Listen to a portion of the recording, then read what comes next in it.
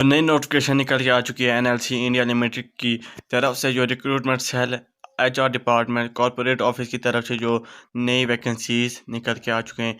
अगर number of posters की बात की जाए तो यहाँ पर discipline, mechanical, electrical, civil, mining, computer की तरफ से जो वैकेंसीज हैं वो निकल कर आ चुकी हैं। यहाँ पर इन्होंने जो वैकेंसीज है उनको दो हिस्सों में डिवाइड किया। उन्होंने रखा है इसका नाम एरिया 1 एंड एरिया 2। अगर यहाँ पर एरिया 1 की बात की जाए तो number of posters for thermal power station and renewable energy. Second one की बात की जाए तो यहाँ पर रखा गया है इन्होंने एरिया 2 में number of posters for mines and allied services. इन्होंने यहाँ पर यूआर कैटेगरी के लिए 15 वैकेंसीज रखी हैं, जहाँ तक कि ईडब्ल्यूएस के लिए 4 वैकेंसीज, ओबीसी एनसीएल के लिए 10 वैकेंसीज, एससी के लिए 5 वैकेंसीज और एसटी के लिए 2 वैकेंसी। और यहाँ पर इन्होंने पीडब्ल्यूडी के लिए कुछ अलग से चार्ट बना के रखा है, जहाँ इनकी जो नंबर एरिया 1 में जो इनकी कैटेगरी है वह है 36 मैकेनिकल में। अगर यहाँ बात की जाए इलेक्ट्रिकल में इन्होंने 71 वैकेंसीज रखी है एरिया 1 में। सिविल सी की बात की जाए 15 वैकेंसीज रखी है इन्होंने इसमें। माइनिंग की बात की जाए तो इन्होंने कुछ भी नहीं रखा है। कंप्यूटर की बात की जाए तो यहाँ पर 18 रखी गई है। और जो एरिया 1 की बात की जाए तो यहाँ पर इन्होंने 140 वैकेंसीज रखी है।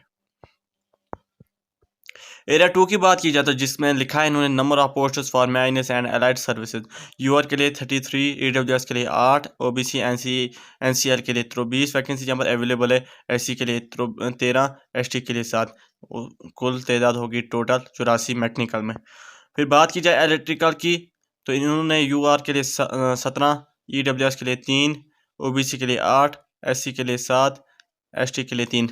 इलेक्ट्रिकल में इन्होंने एरिया 2 जो है उसमें 38 वैकेंसीज रखी है। फिर बात की जाए यहाँ पर सिविल की जो पोस्ट है उसमें इन्होंने रखी है 7, यूआर के लिए, ईडब्ल्यूएस के लिए 1, ओबीसी के लिए 3, एससी के लिए कोई यहाँ पर वैकेंसीज अवेलेबल नहीं है, एसटी के लिए 2, कुल है 13। माइनिंग के लिए बात की जाए यहाँ पर इन्होंने यूआर के लिए 11, ईडब्ल्यूएस के लिए 1 वैकेंसी, ओबीसी के लिए 4 और एसटी के लिए 1 वैकेंसी, कुल हो गई 17। यहाँ पर कंप्यूटर की अगर बात की जाए यहाँ पर 2 वैकेंसी इन्होंने यूआर के लिए रखी है, ईडब्ल्यूएस के लिए कोई वैकेंसी नहीं, ओबीसी के लिए 1 है और कुल हो गई 3। कुल इसमें एरिया 2 में कुल वैकेंसीज है 155, जहाँ इनकी अगर एरिया 1 प्लस एरिया 2 की अगर इसको जमा किया जाए तो टोटल वैकेंसीज इसमें 295 अवेलेबल है। अगर एजुकेशन क्वालिफिकेशन क्राइटेरिया जो एलिजिबिलिटी क्राइटेरिया है आपकी सिलेक्शन का, तो वो क्या रहने वाला है। Candidate should have qualified in GATE 2023 examination in the relevant GATE code. Gate score of Gate 23 will only be valid for the recruitment. Candidates should have passed the notified educational qualification from a recognized university registration of application. इन्होंने कहा है कि जो candidate should have qualified उसका qualification होना चाहिए gate 2023 examination, उसका कोई रिलेवेंट भी होना चाहिए GATE code. GATE score of GATE only will be valid for the requirement, उसको सिर्फ जो वैलिड है वो इसी पोस्ट के लिए। कैंडिडेट शुड हैव पास, उसका कोई ग्रेजुएशन होनी चाहिए किसी रिकॉग्नाइज्ड यूनिवर्सिटी से। फिर डिसिप्लिन की बात की जाए यहाँ पर मैकेनिकल और इलेक्ट्रिकल, सिविल, कंप्यूटर और माइनिंग की। इन्होंने एजुकेशन क्वालिफिकेशन की बात यहाँ पर लिखा है फुल टाइम या part time bachelor degree in mechanical engineering, उसके पास या मैकेनिकल एंड प्रोडक्शन इंजीनियरिंग की होनी चाहिए। इलेक्ट्रिकल की बात की जाए तो फुल टाइम या part time bachelor degree in electrical engineering and या इलेक्ट्रिकल एंड इलेक्ट्रॉनिक्स इंजीनियरिंग या पावर इंजीनियरिंग की होनी चाहिए। सिविल की बात की जाए तो फुल टाइम या पार्ट टाइम बैचलर डिग्री होनी चाहिए इसकी सिविल इंजीनियरिंग में या सिविल एंड स्ट्रक्चरल इंजीनियरिंग में। कंप्यूटर की बात फुल टाइम या पार्ट टाइम, इसे साइंस ये जाननी होनी चाहिए, मतलब आपकी साइंस इंजीनियरिंग, कंप्यूटर इंजीनियरिंग या आईटी इंफॉर्मेशन टेक्नोलॉजी या full time part time PG की होनी चाहिए कंप्यूटर एप्लीकेशंस में।